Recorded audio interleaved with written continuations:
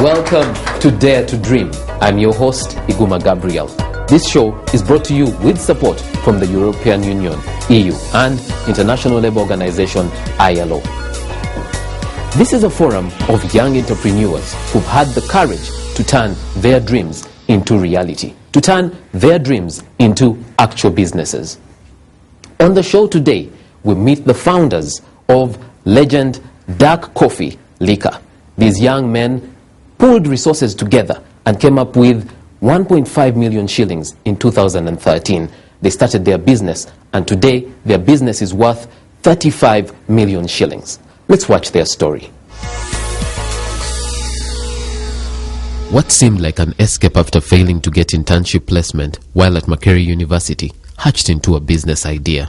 With the strong support from CURAD, which is the consortium for enhancing university responsiveness to agro-business development, and ILO, International Labour Organization, 6 friends, Breach, Marcel, James, Joshua, Josephat, and Moses, put their weekly savings to create the Legend Coffee Liquor business.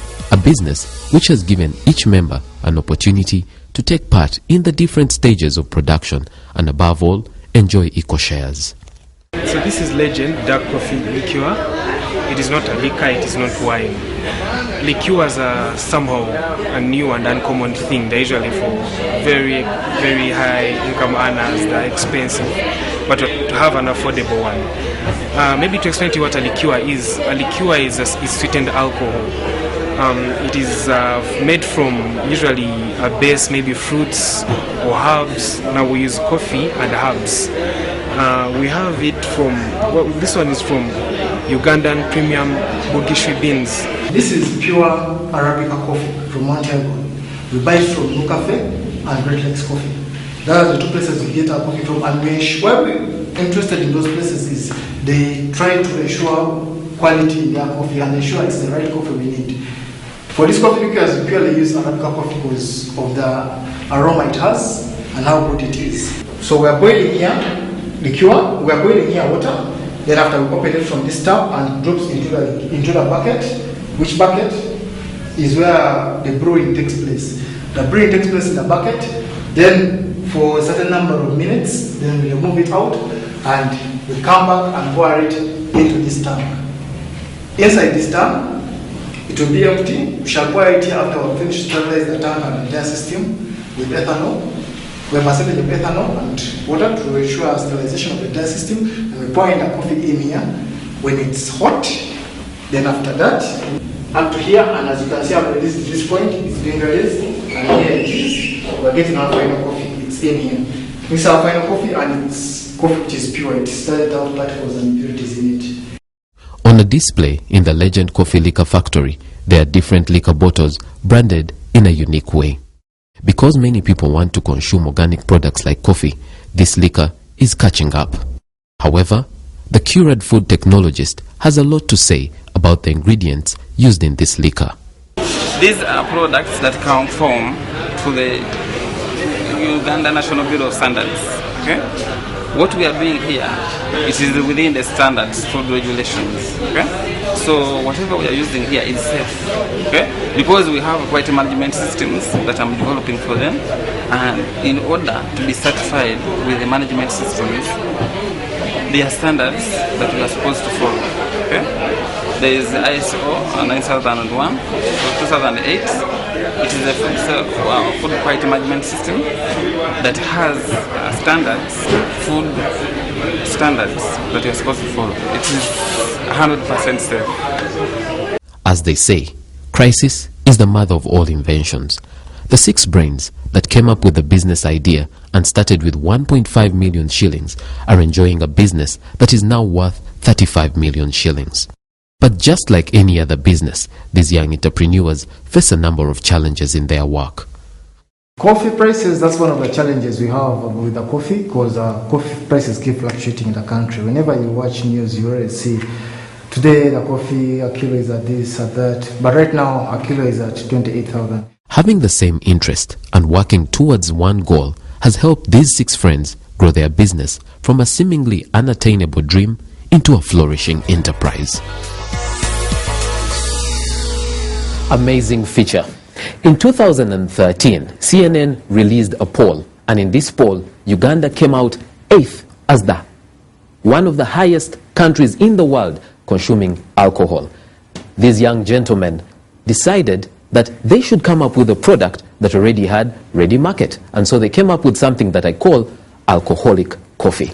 Today, we meet the entrepreneurs who came up with that coffee. And at the front, we have one of them, Marcel. Marcel, welcome to Dare to Dream. Thank you very much. Let me try and say all the names of your other colleagues. I hope I don't miss any. So there's Marcel, there's Joshua, there is Moses, You're right. there is Josephat, Exactly. there is Breach, Exactly. and that's everyone, isn't it? That's everyone. Okay. When you started this business, one of the things that we saw in the feature is that the items that you needed to buy. How did you choose where you buy these things from and where you also buy the inputs you needed for your business? Oh, actually, I would like to first say desperate means call for desperate situations. Actually, desperate situations call for desperate means. When we started buying these things, it was a real hassle. We had to scratch everyone because we were 6. That was one of the advantages we had. So among the 6 of us, everyone would try get in touch with anyone he knew that could help us get connected to one of those suppliers who would buy those things. And by then we had a production capacity of about 50 liters, so we had a small capacity, so we were able to get these things from various other entrepreneurs who were doing similar businesses. That's why we were able to get some of those items we used to use. Okay. The coffee that you use, why did you choose that particular kind of coffee? Oh, actually, these 2 brands are the brands that are right now in the market. But before we had 6 different brands of the same.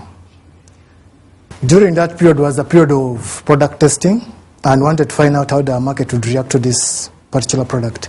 So during that period, we produced various brands. We were mixing different ingredients here and there because we were trying to come out with the unique thing that everyone would love and would see the response. So we carried out a sensory evaluation during the Churad launch. And during the sensory evaluation, we zeroed down to 3 of them, and finally to these 2 brands of coffee. But then, during those sensory evaluations and the mixtures we made, we were using different coffee beans, different types of coffee from different regions, and we zeroed down to this Arabica coffee from Mount Elgon because of mainly the aroma. The aroma of the coffee is something that people loved so much, and it was one of the driving forces that are pushing this product. Okay. I'm seated here with young entrepreneurs who would like to learn from you, who's tested the waters and has actually been successful. So who will ask the first question? Apart from coffee, what other ingredients do you use to make your liqueur? Apart from coffee, yes, you already know the coffee. And then there are various other ingredients we mix into production of this liqueur. But sorry, apparently I may not tell the ingredients because of the intellectual properties we have signed with some people who have come on board to help us push this product ahead.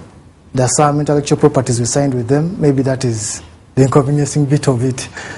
But then, this coffee liqueur comes with about 4 other ingredients into it. It's not only coffee, but it's the highest percentage of what is in there is mainly coffee.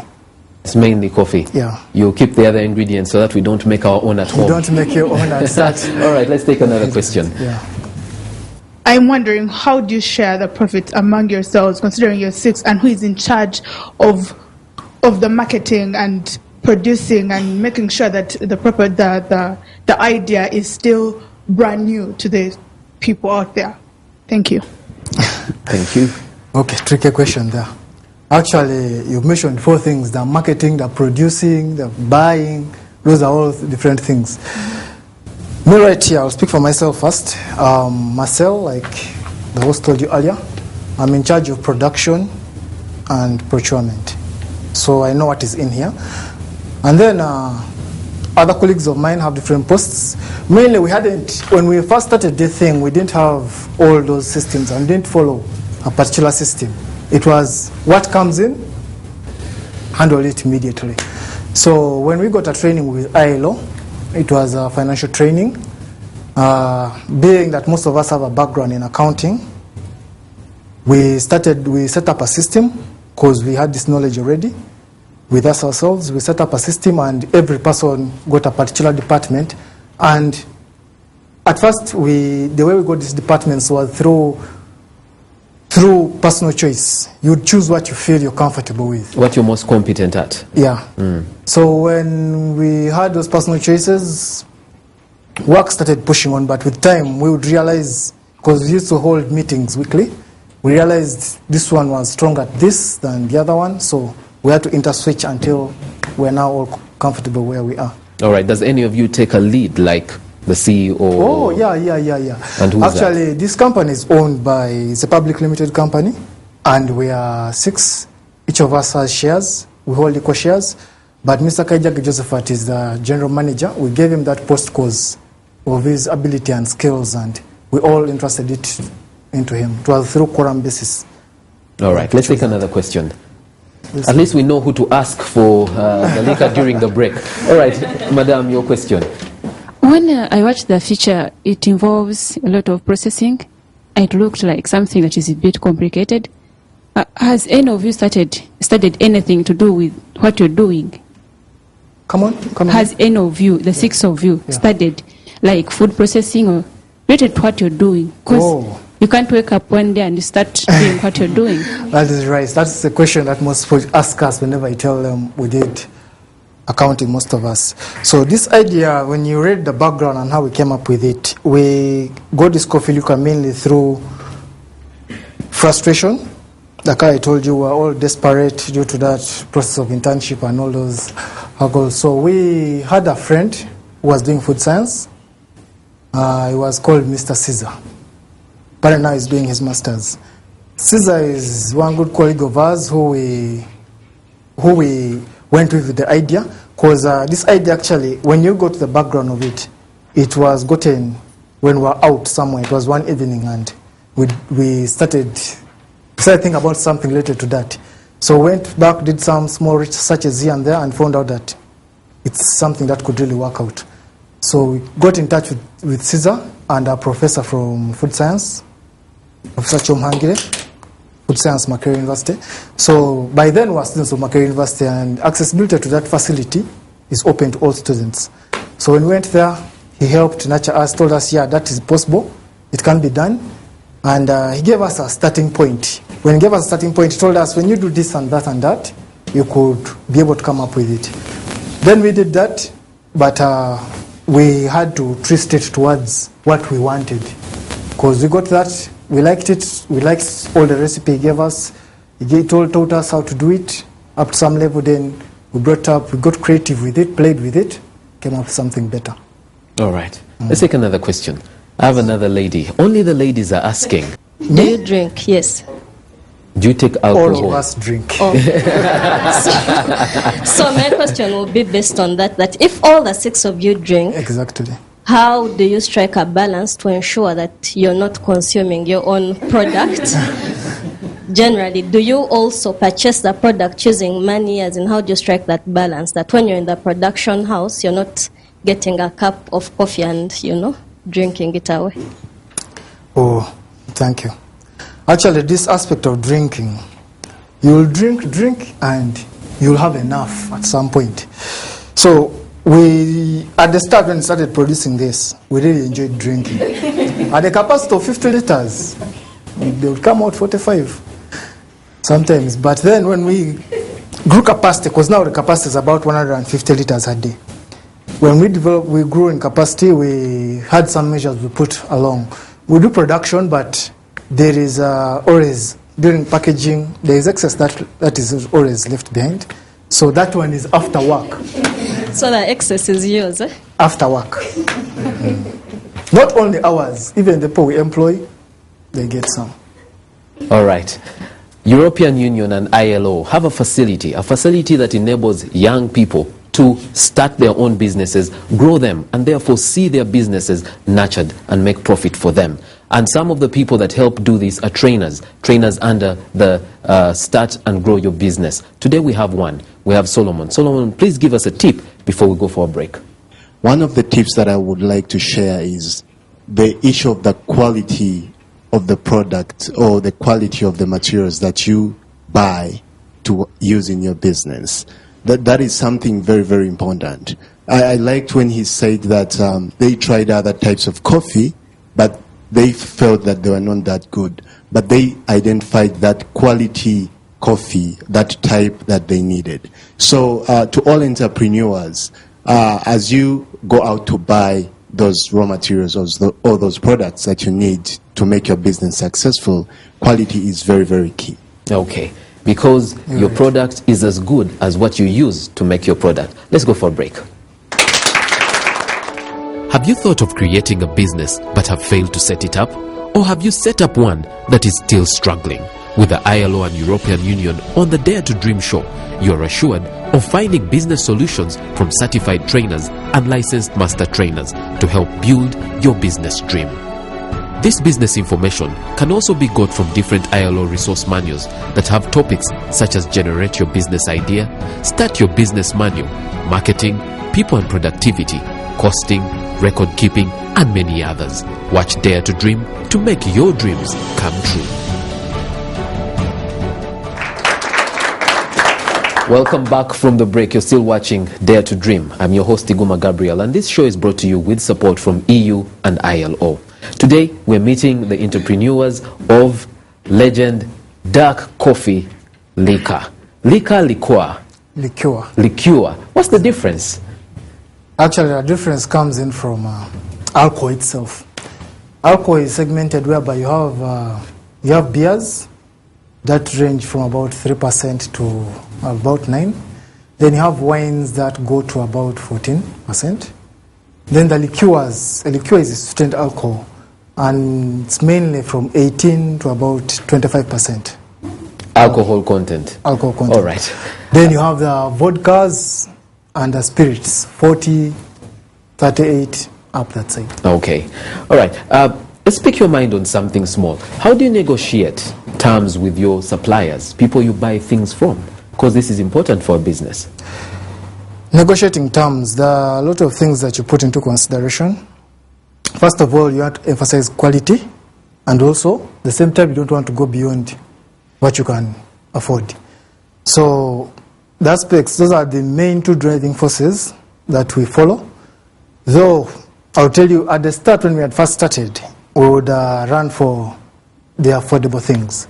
But as we grew, our clientele became demanding, whereby customers even, because by then we hadn't supplied to all over outlets, so most customers would take the initiative to call you, even late in the night, that they want your product.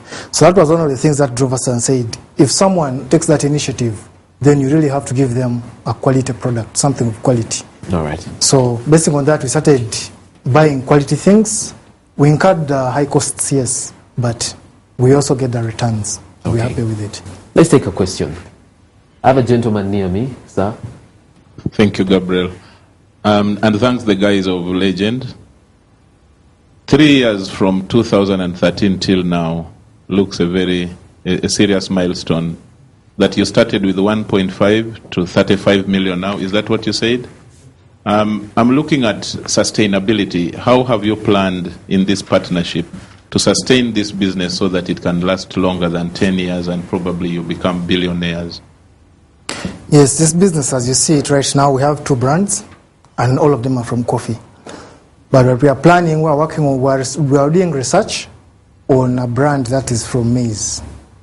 It's a totally different product. And on top of that, when we got these products, we came up with 6 different ideas. So this was one of the ideas we zeroed down on, so first, but doesn't mean the 5 that are on paper have been thrown away. They're going to come on board. All we are waiting for is to make some little money from this, then they will be off to go. Okay. What's your plan for expansion? Right now, we own a production facility. It's an Komamboga. That's off Gayaza Road. Our plan for expansion is we are partnering the partners of Churad that have procured land in Namamve. They have acquired land, and construction is starting in March. So we are one of the lucky people to get an opportunity to get a facility in Namambe. So we're planning, when this capacity grows, we shall have to shift there. All right, let's take another question. There's a lady in front of me. I just wanted to inquire if you do background searches on your suppliers. Do you first find out about them? And then also I wanted to inquire whether you've been involved in any tendering processes. Have you, applied to provide your services to various organizations? Oh, Thank you, Sarah. thank you very much. Actually, when you reach the certification process, in case there's any entrepreneur, when you reach the certification process by Uganda Bureau of Standards or International Standards Organization, they will tell you to get a certificate of analysis on each and every procurement you carry out. So that is one of the considerations. We get a certificate of analysis. We take a background research to ensure that these suppliers are really people who are doing the right thing. They know what they're doing.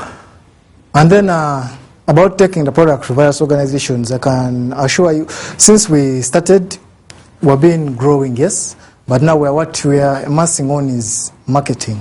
Marketing is one of our targets, though we have challenges of distribution funds and all that things. But right now we are doing the marketing and we are supplying to very many outlets. So in case we bang an advert accompanied with the distribution, we shall be good to go. All right. All right, let's take another question from a gentleman at the extreme end. How much is a share if one wanted to join you? Thank you. Yes, now that thing there called shares. It could be your expansion plan. Yeah, actually. Before we had offers from various people. I've gotten offers from various people. Some will tell you 80%, I'll give you this amount of money, then you can hold at 20%. But as the saying goes, when you know how far you've come, that money is still too little. We have really sacrificed a lot, though we are moving with this product and we're want to see it go through. But as we continue growth, we are trying to look at a way whereby we're going to change this company from private limited to public. And when it gets to public, we shall offer a certain percentage of shares, let's say 40% shares to the public. Then we maintain the 60%. Then the 40% shares we give the public, you'll buy a share, we shall work out the math, and and then all the public, anyone will be welcome on board. Do you supply outside this country? Outside this country, we have been able to go to Cameroon. When we went to Cameroon, these big bottles, nothing came back. We took about 24 bottles. And then we also took small bottles. We had like 6 small bottles coming back. But our dear managing director is the person who went there first. And then what he said from there was the small bottles didn't go only because of the reason that they stood alone and people were inquisitive of what they are. So they wanted to just know much about them. And he only lasted there for 2 days.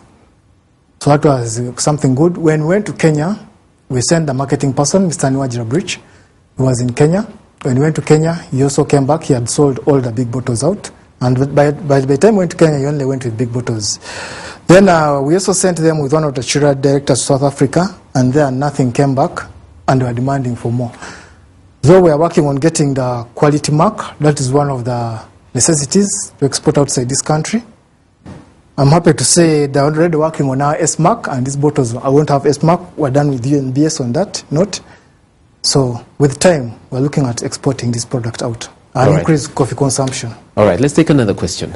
How do you supply, like around the country? Do you have vans or something of late? Okay, as earlier mentioned, we are not that old in business. What we do right now, we don't have a van, so that is one of the highest expenses we incur, and we are working towards it. The distribution of this product is in that we hire vans, and hiring is very expensive. Someone will tell you about 300,000 a day, and when you do the math, really, it's breaking. So we're looking in if we could be able to get finances from anywhere and we procure some vans, it would be good. And the other aspect also of distribution is on the aspect of secondary packaging. Secondary packaging is another task whereby, these packaging companies are there. There's really packaging, but they will tell you the minimum quantity is 1,000 boxes, and that is about 5 million shillings. And yet, with the strategy we are implementing is mainly production based and pushing it into the market. Produce,